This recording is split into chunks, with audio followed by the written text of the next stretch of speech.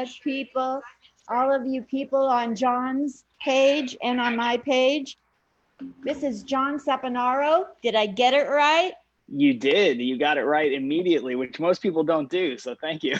You're very welcome. Let's introduce him properly to Comic Spot. He's an actor, a comedian, a host personality, not a ghost, a host personality. Don't choke on your coffee. It's just wordplay. He's a writer, a voiceover actor. Oh my gosh. He's been on the Game Show Network. We got to talk about this. Serious Radio. Are you serious?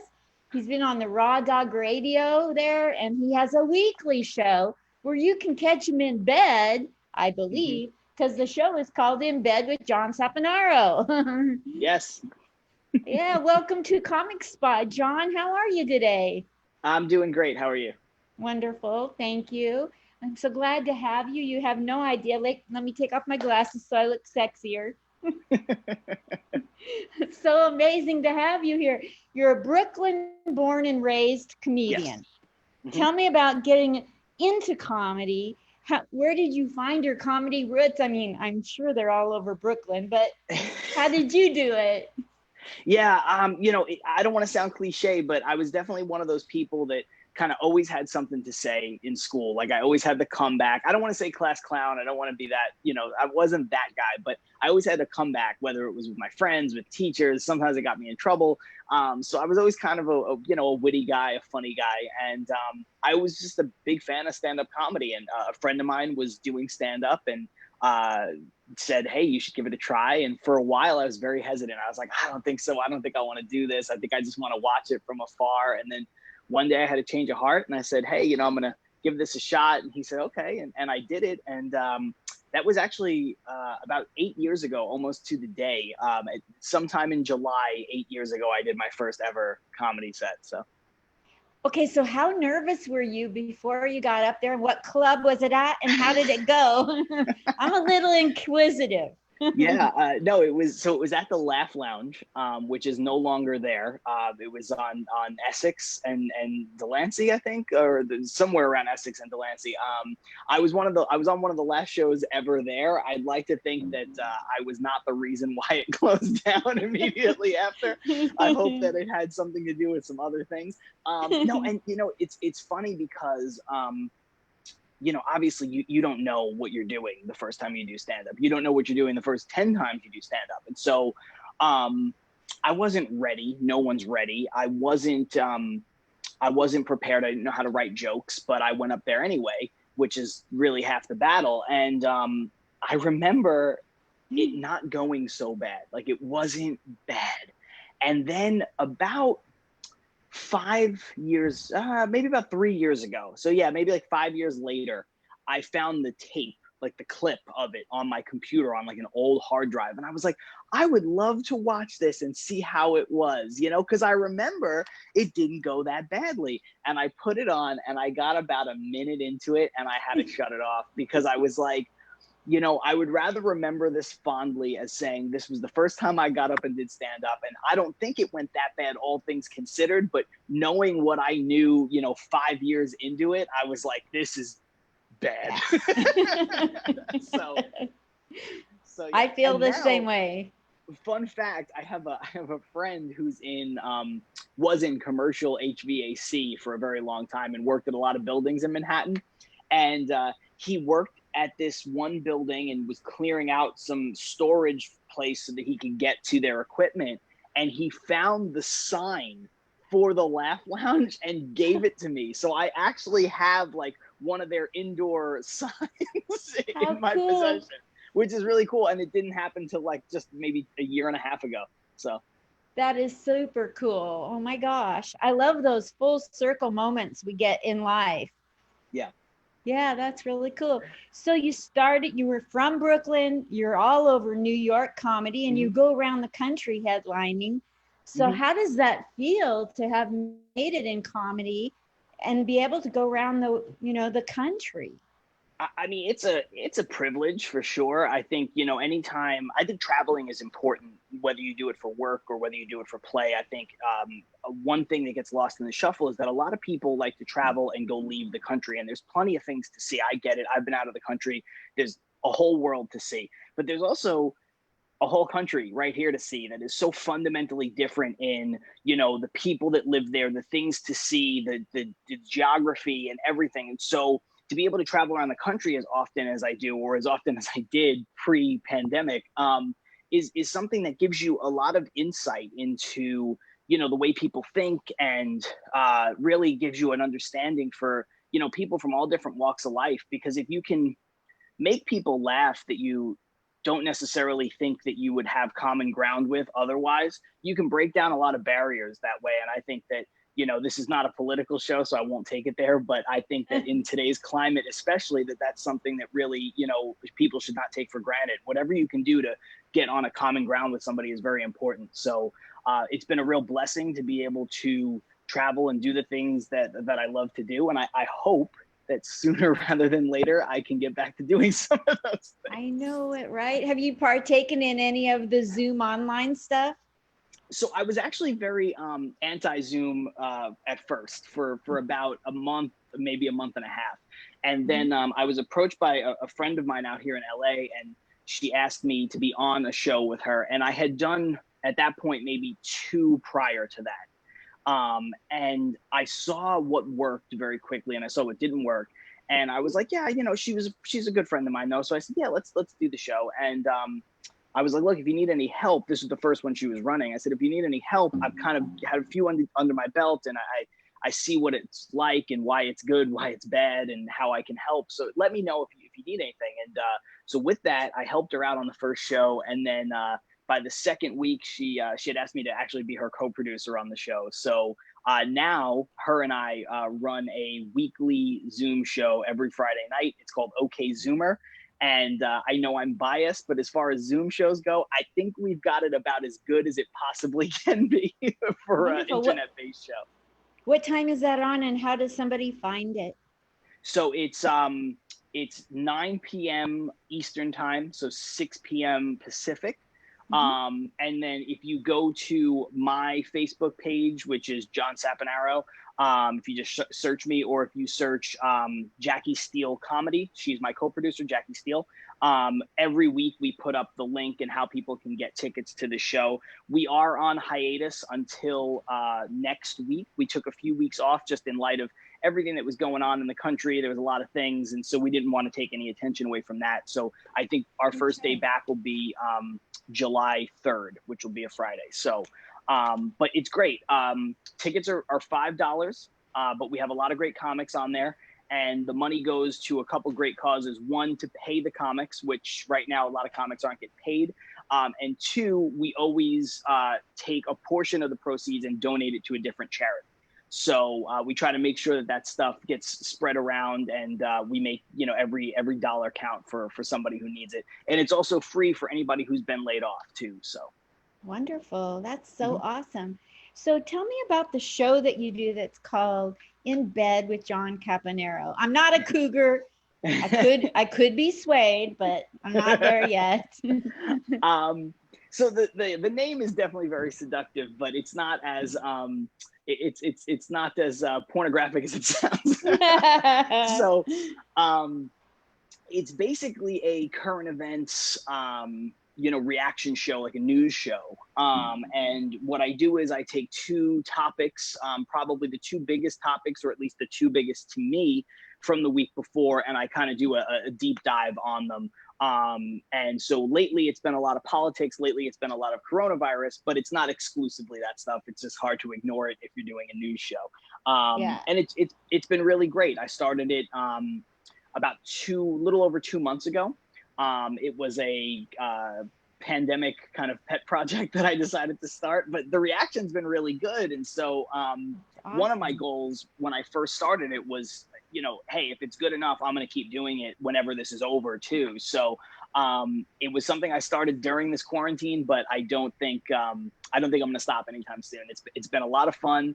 I had a really a great guest on. I don't usually do guests. It's not a show like this, but every once in a while I will. I had Texas Rangers third baseman Todd Frazier on a What? couple weeks ago, and we were talking about the state of baseball, and baseball was still trying to figure out what they were doing to have a season, and so that was really great, especially for my fans back home in New York. He played for both the Mets and the Yankees, and he's from Toms River, New Jersey, so he's just kind of the perfect guy to have on the show. So it was great, and all of the episodes drop on Tuesdays. And if people are watching this and they want to go back and look, they're on my Facebook page. They're on my Instagram, which is still just at John Saponaro. And they're on my YouTube channel, which is John Saponaro. So if you search my name anywhere, you can find the old episodes, including the interview with Todd Frazier. Wonderful. And talk to me about Raw Dog Radio. That also sounds like a porn site. It does. It does. That is intentional. It's because the comedy is uncensored on there. So again, not doing anything provocative. I just had stand-up that was featured on there maybe it was about 2 years ago now. And it was just really great. It was the first time my stand-up had been featured or broadcast or shown anywhere. And so, you don't get to see me, but you do get to hear me. And I think it does get replayed sometimes. Like, I don't have an album out on there or anything like that, but that little snippet, that 10-minute set that I did was really great to just have it be out for general consumption. It's awesome. That is so cool. What are some of your goals in the future? Where do you want, when will you know you've arrived in comedy, or what do you want to, what stage has eluded you, or what city mystifies you, or have you done comedy for the troops? I'm a veteran. I want to know. Well, thank you for your service. Thank you. I have not. No, I have not done comedy for the troops. That's something I've always kind of been interested in and thought about. Oh, sorry about that. Somebody just tried to call me and my video go away. So no, that's something I haven't done, but I would love to do that, kind of because what I mentioned about being able to go travel and go see something like that and experience something like that would be unbelievable. I have performed internationally in a few cases. Like, I've performed in Canada, I've performed in England. So that was really great. Performing in the UK was probably the most nervous I've been since I started comedy. Really? I want to hear this. Well, I'm a huge a British comedy fan. I love Ricky Gervais is one of my favorite people in the world. I think he's a brilliant stand-up. I know he gets a lot of flack. People say he's not really a stand-up. I think that's nonsense. I think he's obviously a terrific writer and one of the best creative minds of our generation. And so I have a lot of admiration for him specifically, but I also love British film and television. I love British acting. And so going out there was awesome, but I was just nervous that while I love their style of humor, I am not their style of humor. I'm not dry. I'm very demonstrative. I'm very loud. I'm very New York in everything that I do. And so I kind of had this moment of like, oh my God, if they don't like me, I'm going to be crushed because I love their humor. You know what I mean? Yes. So like, if their audiences don't take to me, I think I'm going to be really upset. And I went and I had a couple spots, and the last show that I did there was at this great little packed venue called Angel Comedy. It's like upstairs. It's this like attic. Really, it's got a very New York vibe. It's low ceilings, and so everybody's close. And now it would be a nightmare because you wouldn't be allowed in a building like that. But at the time, it was exactly what you wanted from stand up. And I was going up last on a show where I was the only non-British person, and it went great. I absolutely crushed. They took to my humor really well, and I felt great about it afterward. But that was amazing. I was so nervous about it beforehand, though. I was so nervous. Oh, that's such a cool story. Yeah. And I love Ricky Gervais. I could listen to him talking to his cat on his steps in his house. Have you seen those videos? Yeah. Lollies. He's just so great. Like, he's so I find him so engaging to watch. His show Afterlife, that's on Netflix now. I don't know if you've watched that. No. Oh, if you're a fan of his, you absolutely should. It's a very quick watch. It's only I think it's 6 or 8 episodes a season, but they're like 24-minute episodes. So you could watch the entire series so far in one sitting. And it's a dark story, but he does that so well. He does that that heavy subject matter mixed with humor, and it's he plays a middle-aged man who just lost his wife to cancer. So it's a very sad backdrop. But then it's his coping mechanism or lack thereof where the humor comes in. And I've never watched a show and been so literally moved to tears one moment and then a minute later been laughing so hard I don't know what to do with myself. It's absolutely brilliant. It's terrific. I have to watch it. I wrote it down. Thank you for Yeah. telling me. Tell me about doing comedy in Canada. What was that about? It was fine, generally speaking. Canada is like the places that I performed in are, I guess, fairly similar to the States. I didn't find it to be fundamentally different in a lot of ways. I also didn't find it to be as intimidating as it was when I was in the UK. And obviously, Canada has a fairly rich, performing arts and also comedy history. And so I don't know why. I don't know if it was because of my familiarity. I've been to Canada a lot, as with other forms of work and just for play. So I don't know if I just felt a little bit more comfortable being there. When I performed in the UK, it was the first and only time I had ever been there. And so there was a lot of me kind of taking the whole thing in, one as a tourist and then as a performer. And so Canada was fun, but I didn't find it to be any necessarily different than performing here in the States. Awesome. So, what's the biggest thing you want to accomplish in your life to be accomplished? I guess I'm using that word twice. I forgot. Yeah, you kind of did ask me that, and I sidebarred to the England story. Short-term goals, long-term goals. I mean, I'd like I like where comedy has taken me so far. I like the things that I've done. I'm very grateful for the things that I've done. But I think when you're in this business like we are, you get you're kind of insatiable. You always want more. Not to the negative connotation of that, but you always just want to be doing better. What can I do next? What can I, how can I go further? How can I take this? So that's always my goal, is to what is the next thing. Is sometimes just the question is the goal. Right now, something that's kind of popped up new for me, I think as a result of doing the show in bed, I'd like to get a writing job somewhere. I'd like to write for a television show, specifically one that's in the same style as what my show is. So something like Last Week Tonight or The Daily Show, something like that. That's kind of been a short-term goal now that I really want to hone in on. So that would be great. I would have to move back to New York, obviously, but I would do it for one of those jobs. Wow. So if you're out there and know any connections for him, help him out. And it'll come back to you. You can't outgive people. Absolutely. Yeah. So that's been a goal. And even just in the same vein, it would be great. I mean, my show is in the infancy, and it's got a steady but slow kind of growth. I see it every week. More people watch it, more people share it, which is terrific.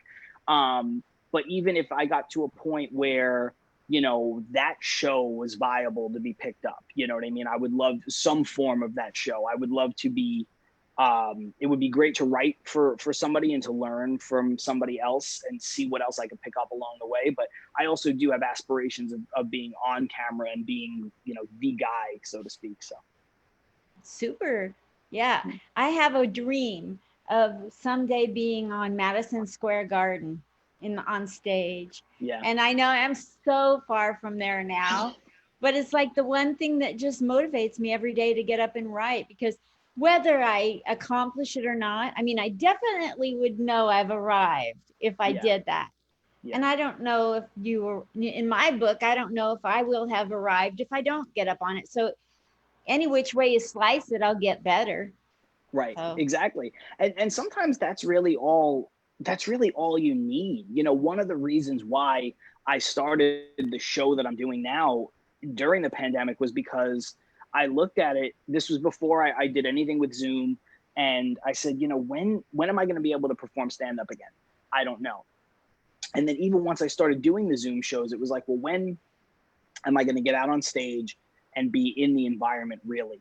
And again, the answer was I don't know. And so with that, I didn't have this great desire to sit down and write stand-up jokes and work on my act.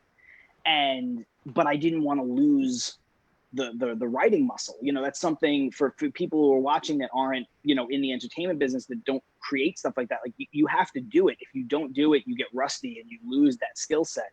And so my goal was, well, I'll just make something else that gets me to write every single week. And my thing has always been, as a stand-up, I'm an undisciplined writer. I write when I feel like, I write on stage, I play around, I go back, I change stuff. So again, without being able to do that, I was like, well, this will force me to sit down and write meaningful content every single week. And basically the way that it's set up, I have to do it every single day to make sure that it's ready to come out every week. So yeah. that's so cool that you've done that. What are some tips for people that are doing Zoom shows? I know you don't want to probably give it away, you'd rather sell it, but if you had one thing that drives you nuts watching a Zoom show, comedy or like a mic or a show where the comics are Yeah. in there, what's a big, not my show, but other shows? um, Where's, I, I think my biggest pet peeve is somebody who has produced a show is that when you the one thing that's true about the Zoom show that's true of live stand up is that if you're uncomfortable, the audience can tell. And a lot of us are, you know, now comfortable to varying degrees being on stage, depending on how long you've done it, depending on the kind of person that you are and what the character that you portray on stage is and things like that. But the Zoom show can be a little distant, you know, because the reaction is not instant. The gratification isn't always there. So it is easy to get awkward, but I think you have to just to borrow the old term, like you have to commit to the bit. I've seen a lot of people not commit and half-heartedly do their jokes. If you do your jokes, they're going to work by and large. You know what I mean? Now, obviously, there's different ones if you're on a stage and people can see you and you have this act out versus the way people can see me now. You know, I'm the kind of person, when I perform live, I have literally never sat down on a stage ever. I use the stool to put my drink on. I do not sit on it ever. When I do Zoom shows, I sit like this and it works for me. It's just a completely different, you know, way to kind of capture my energy. But whatever it is, whatever you find, do it and commit to it. I've seen people who are very funny comics, they get on Zoom and they're like, you know, they'll put up like a backdrop, like a virtual backdrop, and they'll do like a whole set about pretending that they're somewhere else. And it's fine. Do whatever you want, but you can tell that they're not owning it. And so, you know, people will grab something and pretend it's a microphone, but then like feel awkward about it, and you can see in their face how awkward they are, and they're just like, I'm not going to do this anymore. So it's like whatever you do, whether it's your regular stuff or whether you feel like you need to tailor an act for Zoom, just be all in. That's what I would tell comics. Be all in. And as far as audience members go, just try to understand what I just said from the performer's perspective and give them like a little bit of a break. And two, get your noisy dog and your noisy kid out of the room. Last night, do you know who Gladys Simon is over at Comic Strip Live? Yeah, I've met her. We don't know each other well, but we've met each other a couple times. Well, she's been like a coach and mentor to me. And when I've lived in New York twice, that was my main home place, in her room, in the developmental room. And so last night I was on her show, and my whole bit is 3 minutes to impress, right? It's like at the bus stop.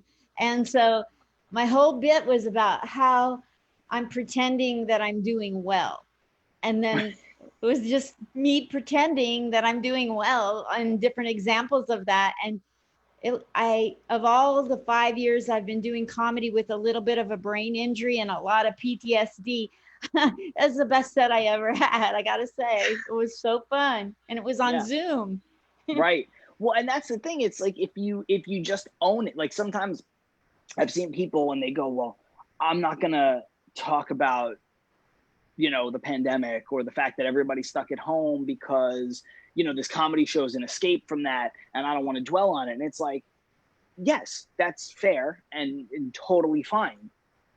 But it doesn't mean you can't joke about it. To go back to what we were talking before about Ricky Gervais, somebody once asked him in an interview, they said, do you find it hard to do comedy in today's day and age with PC culture and everything? And he said, no, because you can joke about anything, but it has to be funny.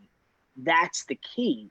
And so obviously that's a great commentary on the world at large. But for the Zoom show, it's just, you can joke about it, but it has to be funny. If you go up there and you're just like, I'm miserable, I'm sitting in front of my closet in my bedroom and I'm so upset about it, it's like, well, those aren't jokes. Now you're just bringing everybody down and you're reminding everybody that they're also stuck in their house. But if you have the funny angle to whatever it is, even if it's what you said, like, I'm not doing okay, here's like, anything you do can work. Like, I've joked about the conditions that we're in right now, especially being in LA where it's still very locked down and stuff like that. So yeah, I think you can make the jokes about it. They have to be jokes if you're going to do it. Otherwise you just seem like a sad person ranting on your computer. Exactly. That's great tips. I'm telling you. So there's one thing that I like to ask, and Mhm. I just would like to have like a real comics point of view. Like you see the world, we see the world differently with our comedic eye. So during the pandemic, what have you observed in people as they've been out and about or yourself that's hilarious to you? Man, the first thing that comes to mind is something that is both hilarious, infuriating, and incredibly sad all together. Which is people's lack of regard for the pandemic. Um, I find it funny and I find it upsetting all at the same time. And I think the biggest, most glaring example that's also very current is people's refusal to wear masks in public. I just don't understand that conceptually. I don't get this is an infringement on my freedom. It's a mask. It's not anything more than that. It's a piece of cloth or some sort of fabric that you put over your face and you do that. It also doesn't prevent you from doing the things that you want to go and do. I went to the park the other day and sat there for 5 hours. I didn't wear the mask when I was driving in my car alone. When I parked and walked through the park to find a place to sit, I wore my mask. But then I sat in a place where I was probably 50 to 75 feet away from everyone. And so I pulled it down and just kind of had it under my chin. And I was writing, actually, I was writing for my show and I was just sitting there. And anytime somebody would walk by, I would just put it on, make sure they were comfortable. And so I don't get the whole, you can't tell me what to do, because that's also not how this works. I mean, if we would all just get on the same page, maybe we could get out of this hamster wheel of, cases go down, cases go up, cases go down, cases go up. And that's all we're doing right now because no one across the board will buy into it. And, we're not given a cohesive plan from the federal government on down. Every state, every city has their own rules. And so cases go down. Like in New York, cases are now dropping crazy because they had the strictest rules because they had the most cases. But places that didn't have strict rules, like Florida, the cases are now going up through the roof. And I find it crazy that people won't wear a mask if they just, even if there's a possibility that they can keep themselves or somebody else safe, just wear it. And so Is it funny? I don't know if it's funny. It kind of is funny because of how ridiculous it is. Like, just put the damn mask on. You know, my favorite line that I've come up with, it sounds narcissistic, but you know, I'm 69 years old, John.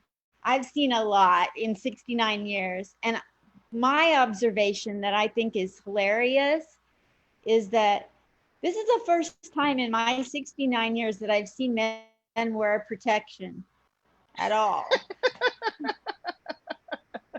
See, your observation is much funnier than mine. Mine was like I just gave this great thing about like, hey, make sure your stuff is funny. And I'm like, let me tell you the thing that I've noticed the most. It's not funny at all. The other thing that I came up with, and I'm too scared to say it on stage, is like, you know, I get that we have a pandemic and we, you know, they want us to be in our houses alone, and but not sticking our fingers in our orifices. What's that about? What else do you do when you're home alone?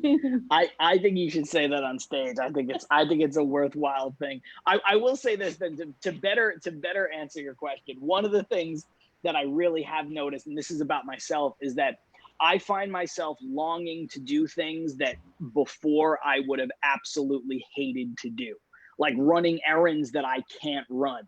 Like, it took me, like, I went last week to go get an oil change in my car, and it was like the best day out I've had in 3 months because, and meanwhile, like, normally it'd be like, oh my God, I got to get an oil change. It's so tedious. And you don't have to do anything. Like, you literally just sit there while they do it. I don't change the oil myself. So, but I was like, I remember sitting in my car and just like, I was like so happy. I was like, this is great. This is so awesome. Like, I'm doing stuff. It feels like a regular day, you know? So I think that's the fun one, is like the everyday mundane things that you would hate to do that now you're like, oh my God, I get to go outside.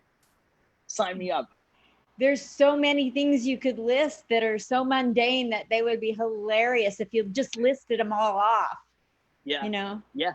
There's so many. There's so much complete nonsense, like going to the dry cleaner and like you know, all these things that are non-essential behavior, or things that have just become, you know, like why, I mean, most people don't need to go to the dry cleaner. You're not going anywhere in like dry clean only clothes right now. Like, what event, what wedding, what thing are you going to? Like, most people don't have that. Some of that stuff is coming back, but like, you know, it's just like, especially early on, like in March and April, it was like you couldn't do that. You couldn't do any of that stuff.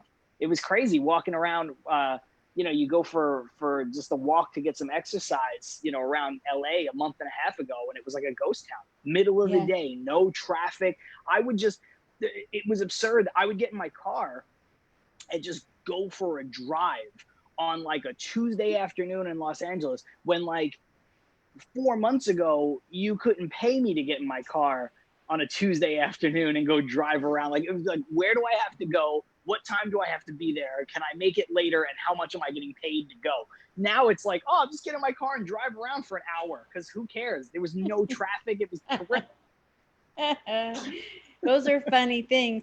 I think it's funny to, like, sometimes I'll think about the stupidest thing that we now have time to do at home. And then I'll post it on, you know, thanks pandemic, I just realized that the toothpicks didn't add up to what they said on the box, you know, like I think we have so much time on our hands to do things we've never done before. Yeah. Yeah. And some things we will not do no matter what. That's the other part of it. That's kind of hilarious. Yeah. I have so many books on my bookshelf that like I have not read, and since the pandemic started, I still have not read them, and I don't think I ever will. I think they're just sitting there so that I can go like, look at all my books. Ooh, look at them. Look at them. I buy like, things on Amazon. How's this book? And I'm like, I don't know. Don't ask me. Yeah, there's a really great old Jim Gaffigan book bit when he talks about books, and he's like, people walking through his bookshelf, and they're like, oh, how's this book? You're like, haven't read it. How's this book? Haven't read it. How's this one? Haven't read it. Can I borrow it? No. That's fantastic. It's like so defensive of like these things that you have no actual connection to. It's fantastic. I've been buying things off Amazon just to have human contact, you know? Mm-hmm. Like I used to chase away the cockroaches in my apartment. Now I name them. It's like, I need company. Stick Yeah, around. I won't kill you. please. One was crawling on my sleeve just on the last interview. And I'm like, I'm not going to kill you. I need the company. Yeah, I need it. Please stay. One of these days, I hope to meet you and give you a hug and tell you how much I love you in person. And thank you Thank you. so That would much be for, nice. yeah, thank you so much. It's so great to know you now. Yeah. I And hope that people, thank you for having me on the show. This was absolutely unbelievably fun. And I see you've got a snippet of the Sinbad one behind you. I actually watched that. It was terrific. He's great. I've never actually worked with him, but I've heard from a lot of folks that have, that he's just wonderful to work with, and he's such a nice guy. And I mean, it came through in the interview. It was a lot of fun. He was just super great guest.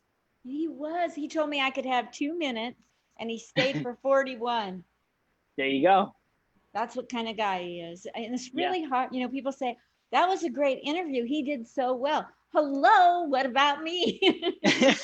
Hello. You're like, hold So on, it's my show. I just how did I do? I know he's great. He knows he's great. Everyone knows he's great.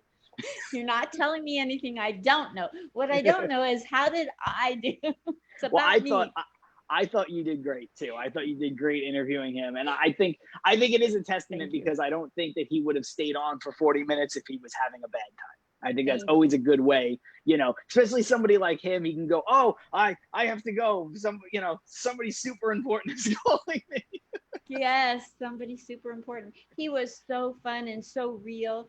And I got, when in the interview, you can see that the way he is on stage is just the way his mind thinks. Yeah. Like Yeah. like a person might say, was he just doing his comedy shtick on me? Maybe a little bit of it was, but I think I got to see the way he puts together jokes while he's talking. So that was really cool. It's like a Yeah. master class. Yeah, exactly. For some people too, there's a very thin line of separation. Like when we're all on stage, it's all a play. Like some people do characters, and some people are very much themselves, and there's a sliding scale there of how much of the real person you get through that. But even for people who are very authentically themselves, I mean, they're always playing up a portion of themselves. And so, he's one of those people. Like it's not really a put on. And I'm not to the level of Sinbad, but like I know that's how I feel too. Like I'm never what you get from me in this interview is the same representation that you get on stage. It's just who I am. It's just me being me. I knew that the minute I saw you on here. I was like, this guy is the same. Thank God he's the same off stage as on. I try to be because I mean, I like I find a lot of my truth in comedy through the transparency, and just being who I am. Early on, I would say it was about maybe a year or a year and a half into comedy. At that point I knew how to be funny. I knew how to, I started to learn how to write jokes. I started to learn what worked, what didn't work. But it was a little after that, maybe 2 years in, when I kind of stumbled upon what was my actual voice in comedy and what I wanted to get out of comedy, which is a whole nother level of what you're trying to do. So yeah, and that was when I started. I never played a character. I never did a thing, but I really submitted to just being myself and just saying, like, here it is, take it or leave it, and I hope you take it. I hope you enjoy it. But if you don't, I can't change who I am. I can't come up here and be Sinbad. I can't come up here and be you. I can only give you John Saponaro. And if you like it, that's great. And if you don't, that's fine too, I guess. What's the biggest comment you get from people about your jokes, other than like, God, that joke was so funny? The biggest comment I get is, when you said this, that was so real. And I, as a human comic, I struggle because I want to get up there and I don't want to be saying things that are real, that are funny all the time. I want to get up there and talk about nonsensical, crazy, tripping on a rock on the sidewalk, every once in a while. But those never come out of me. And so when Right. people tell me, "Oh God, that was such a great joke. It was so real," I'm thinking, but that's not what I want to eventually get out of me. So what's a comment you get that they think is a compliment, but or it is a compliment? um, how can I answer this? So the thing I get a lot, Uh-huh. which is strange, and I don't necessarily even agree with, but I get it all the time. Mm-hmm. People say to me, "You know who you sound like?" And it's always followed by Joe Rogan. That's what I get all the time. People tell me that vocally, when I do stand up, I sound like Joe Rogan. I don't know. I get that a lot. And people are like, "Well, he's great. And he's big. And he's," so people say that to me all the time. That is the most common thing that I get. Doesn't really answer your question, but that I get all the time. The my favorite compliment to get would be if somebody tells me that a joke was smart. I try to, I like, even in the dumbest jokes, I try to have something clever about what it is. And so, I like being told that my jokes are intellectual, even if they're dumb. If it's a dumb joke, I like to, hide the thing in there that's like, oh man, that made me think. So I do like those. And but I think the most common thing, apart from the Joe Rogan thing, that I get is people usually tell me that they love my energy. That's the thing that I get, is my energy. I'm not up there screaming. It's not like I'm not yelling like Lewis Black or anything like that. It's not like a rant, but I do bring a lot of my energy. I'm very demonstrative when I talk. I'm from Brooklyn. I'm Italian, so I'm always gesturing and acting things out and moving around. And so my energy is the thing that people usually remark on. Got it. I can Yeah, imagine you take up the entire stage. I do. Well, I also like to play to like the entire room. So depending on how big the stage actually is, like I will kind of I'll play to one if it is a big enough room, or some of those rooms that are they're oddly spread out. They're very wide left to right, but not very deep. And so you have to talk to the left side of the room, and you have to talk to the right side of the room. You can't really rely on like, well, I'll just stay center and kind of look back and forth a little bit, because there's not that many people in the center because the room's not that deep. So in a room like that, I make it a point to like, I'll walk to one end of the stage and do some jokes, and then I'll kind of walk back and do some jokes. And then depending on where the reaction I get on a specific joke, early on I might move a little bit more, and then it's like, well, I know if the left side of the room is a little bit more on board with the stuff that's a bit more risque in terms of talking about religion or talking about race or something like that, and the right side of the room's a little bit more uptight, well, then I'll push the more risque punchlines to the side of the room that will laugh, because usually that will get the entire room to Wow. There, see, now you just taught me something. laugh. They always say that you should know how to read a room, and you just gave me a real snippet of what reading a room is on stage. That's I try. cool. Thank you so much for the interview. I so appreciate you coming on here, John Saponaro. Yes, I thank you very much for having me. It was a lot of fun, and yeah, this was great. Thank you, and I, Thank I you. I wish you a ton of success doing these shows, Thank, because I know thank what you. it's like to make some shows right now during all of this, and just keep doing it. I think you're great at it. So yeah, Thank you. good luck. If you liked it, send me your friends. And if you hated it, secretly send me your enemies. That is a good way to put it. Absolutely. I'll know eventually how you felt. Thank you so Yeah. much, John. Yes. Thank you. Love you lots. Bye. Bye.